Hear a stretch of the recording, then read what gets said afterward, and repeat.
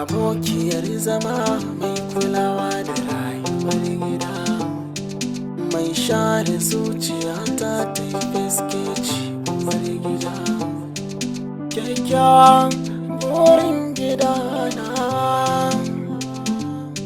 uwar ɗaya wacce ba na kushewa. Daure masoyiya